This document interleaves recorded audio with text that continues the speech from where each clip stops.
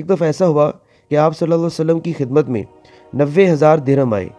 آپ نے ان کو چٹائی بورے پر رکھ کر کھڑے ہو گئے اور تقسیم کرنا شروع کر دیا، اور کسی بھی سائل کو خالی ہاتھ نہ لوٹایا، یہاں تک کہ سب کے سب درہم تقسیم کر دیے۔ اس کے بعد ایک سائل آیا، ایک سوالی آیا اور سوال کیا، تو آپ نے فرمایا، اب میرے پاس کچھ نہیں، لیکن تم میرے نام پر خرید لو، جب میرے پاس مال آئے گا تو میں ادا کر دوں گا۔ اس پر حضرت عمر فاروق نے آپ سے عرض کیا کہ اللہ تعالیٰ نے آپ کو اس چیز کا مکلف و ذمہ دار نہیں بنایا جس پر آپ قادر نہ ہو۔ تو رسول اللہ صلی اللہ علیہ وسلم نے حضرت عمر کی اس بات کو سن کر ناپسند کیا۔ انصار میں سے ایک شخص کھڑا ہوا اور عرض کی کہ یا رسول اللہ، آپ خرچ کرتے جائیے اور عرش کے مالک رب سے کسی کمی کا خوف نہ کیجیے۔ یہ بات سن کر آپ اتنا مسکرائے کہ اس بات کی خوشی کے آثار آپ کے چہرہ اقدس پر نمودار ہو گئے، اور آپ نے فرمایا، مجھے اسی بات کا حکم دیا گیا ہے۔ اللہ تعالیٰ نے انسان کو بہت سی اخلاقی خوبیاں دی ہوئی ہیں، اور ان اخلاقی خوبیوں میں ایک نمایاں خوبی جو ہے وہ ہے سخاوت، اور سخاوت کے معنی ہے کھلے دل سے خرچ کرنا۔ اگر ہم اصطلاح کی بات کرتے ہیں تو اصطلاح میں خرچ کرنے میں سہولت محسوس کرنے کو سخاوت کہا جاتا ہے۔ جب خرچ کرنے میں تنگی محسوس نہ ہو، کسی قسم کا تردد کا اظہار نہ کیا جائے، اور کسی پریشانی اور پشیمانی کا خرچ کرنے کے دوران سامنا نہ ہو، اس جذبے اور طبیعت کے ساتھ خرچ کرنا سخاوت کہلاتا ہے۔ اور بالکل اس کے برعکس ایک اخلاقی برائی بھی موجود ہے، اور وہ یہ ہے جسے بخل بولا جاتا ہے۔ بخل ایک باطنی بیماری کا نام ہے جو انسان کے اندر موجود کچھ غلط نظریات کی وجہ سے پروان چڑھتی ہے۔ مثال کے طور پر کہ جب وہ یہ سوچنے لگتا ہے کہ یہ مال میرا ہے، اس پر صرف اور صرف میرا حق ہے۔ اس طرح بخیل شخص جو ہوتا ہے وہ اللہ کی دی ہوئی ہر نعمت کو صرف اپنی ذات تک محدود رکھنا چاہتا ہے۔ وہ اپنے اہل و عیال اور عزیز و اقارب پر خرچ کرنے سے کترانے لگتا ہے۔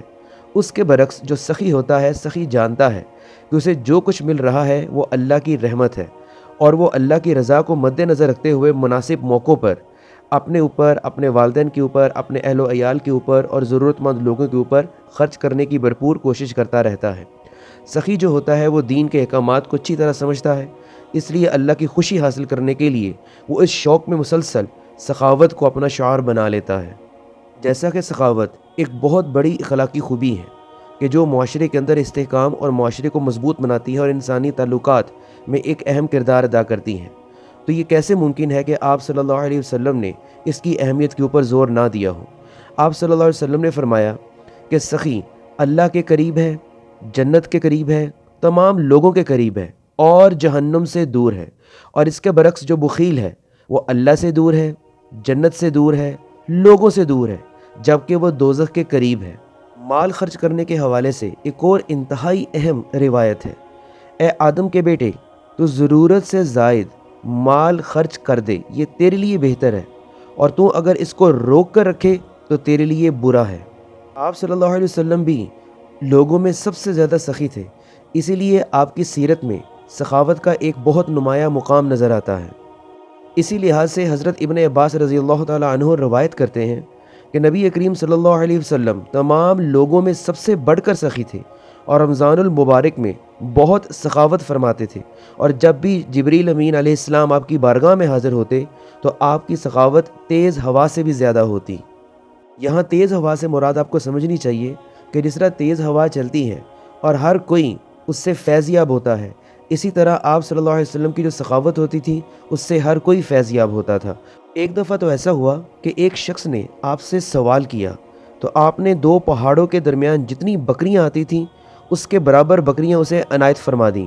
جب وہ شخص واپس اپنی قوم میں گیا تو انہیں پکار کر کہنے لگا کہ سارے کے سارے مسلمان ہو جاؤ، بے شک محمد صلی اللہ علیہ وسلم اتنا دیتے ہیں کہ کبھی بھی فاقے کا خوف نہیں رہتا۔ اس سے بڑھ کر آپ کی زندگی مبارک کا ایک اور اہم واقعہ، ایک دفعہ ایسا ہوا کہ آپ صلی اللہ علیہ وسلم کی خدمت میں 90,000 درہم آئے۔ آپ نے ان کو چٹائی بورے پر رکھ کر کھڑے ہو گئے اور تقسیم کرنا شروع کر دیا، اور کسی بھی سائل کو خالی ہاتھ نہ لوٹایا، یہاں تک کہ سب کے سب درہم تقسیم کر دیے۔